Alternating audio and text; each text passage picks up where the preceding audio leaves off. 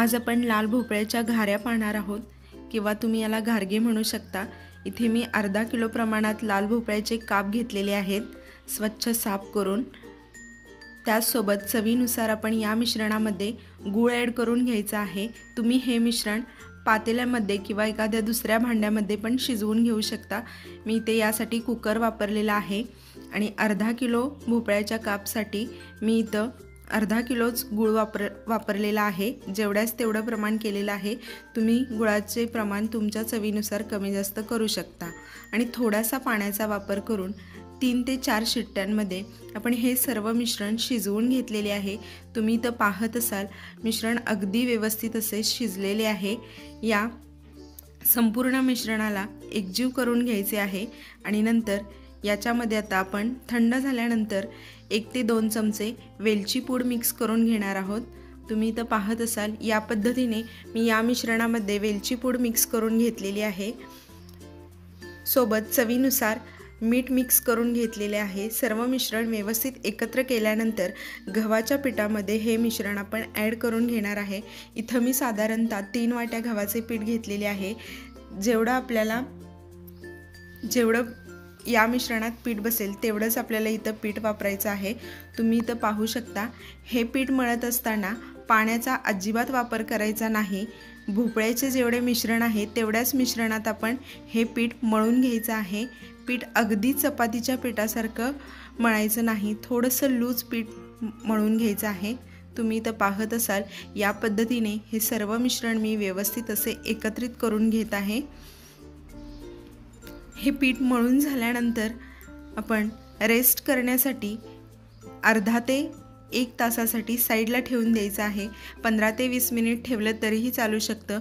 मी इथं 1 तासासाठी हे मिश्रण साईडला ठेवून दिलेलं आहे। या पद्धतीने तेलाचा थोडा वापर करून या पिठाला व्यवस्थित असे मळून घेतलेले आहे। तुम्ही इथं पाहत असाल मी पाण्याचा अजिबात वापर केलेला नाही आणि हे पीठ आता रेस्ट करण्यासाठी 1 तास आपण साईडला ठेवून देऊयात। 1 तासाने याचे एकतर छोटे छोटे गोळे करून आपण पुऱ्या लाटून घ्यायच्या आहेत। घाऱ्या किंवा घारगे म्हणू शकता तुम्ही याला, किंवा आपण मोठी पोळी लाटून एखाद्या कटरच्या साहाय्याने याला सर्कल शेपमध्येच म्हणजेच राऊंड शेपमध्ये आपण कट करू शकतो। या पद्धतीने मी आधी तुम्हाला दोन्ही प्रकारे दाखवत आहे। छोटासा गोळा घेतलेला आहे, याची आपण पुरी लाटून घेऊया। हे तुम्ही तेलावरती करू शकता किंवा पिठावरती सुद्धा लाटू शकता। मी थोडासा पिठाचा वापर करून घेतलेला आहे, किंचितसा। गुळामुळे हे पीठ थोडंसं चिकट असतं, त्यामुळे मी इथं लाटताना गव्हाच्या पिठाचाच वापर करून घेतलेला आहे आणि या पद्धतीने आपण याची अलगद आणि हळूवार अशी पुरी लाटून घ्यायची आहे। आणि ही पुरी लाटत असताना वरून आपण खसखसचा वापर करून घेणार आहोत। तुम्ही इथं पाहत असाल या पुरीला वरून आपण खसखस ॲड करून घेतलेली आहे चिटकून। या पद्धतीने सुद्धा आपण घारी लाटू शकतो। आणि दुसरी पद्धत म्हणजे चपाती आपण लाटून घ्यायची आहे एका मोठ्या गोळ्याची जाडसर प्रमाणात। ही पुरी लाटत असताना अगदी पातळ लाटायची नाही, गूळ असल्यामुळे वातड होण्याची शक्यता आहे। जाडसरच थोड्या प्रमाणात या पुऱ्या सर्व लाटून घ्यायच्या आहेत। सोबत आता दुसऱ्या प्रकारे आपण घाऱ्या करणार आहोत। त्यासाठी इथं मोठा गोळा घेतलेला आहे, त्याची एक पोळी लाटलेली आहे जाडसर, आणि इथे मी ग्लासच्या साहाय्याने याच्या छोट्या छोट्या पुऱ्या अशा कट करून घेतलेल्या आहेत। तुम्ही इथं पाहत असाल अशा पद्धतीने आपण दोन्ही प्रकारे हे घारगे बनवू शकतो। यासोबत मी सर्व पिठाच्या आता घारगे बनवून घेणार आहे आणि नंतर तळून घेणार आहे। गॅसवरती कढईमध्ये तेल गरम करण्यास ठेवून दिलेलं आहे। तेलामध्ये तेल गरम झाल्यानंतर गॅसच्या मीडियम फ्लेमवरती या घाऱ्या आपण ॲड करून घ्यायच्या आहेत। गॅसची फ्लेम मात्र मीडियम ठेवायची आहे।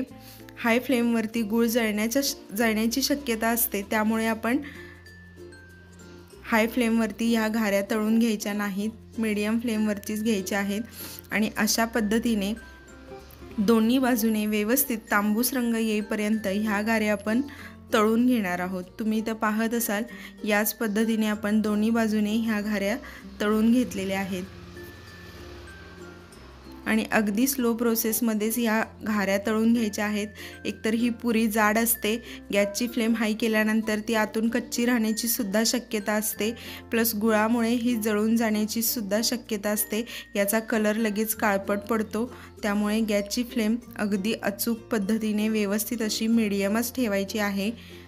आणि अशा पद्धतीने या तांबूस रंग येईपर्यंत पुऱ्या मी बनवून घेतलेल्या आहेत. तुम्ही जर हा व्हिडिओ पाहत असाल तर व्हिडिओला लाईक करा, शेअर करा. चॅनेलला सबस्क्राईब करायला मात्र अजिबात विसरू नका. प्लीज चॅनेलला नक्की सबस्क्राईब करा. आणि अशा पद्धतीने मी इथं या पुऱ्या तळून घेतलेल्या आहेत तांबूस रंग येईपर्यंत. याच पद्धतीने सर्व घाऱ्या मी करून घेतलेल्या आहेत. रेसिपी नक्की ट्राय करून पहा.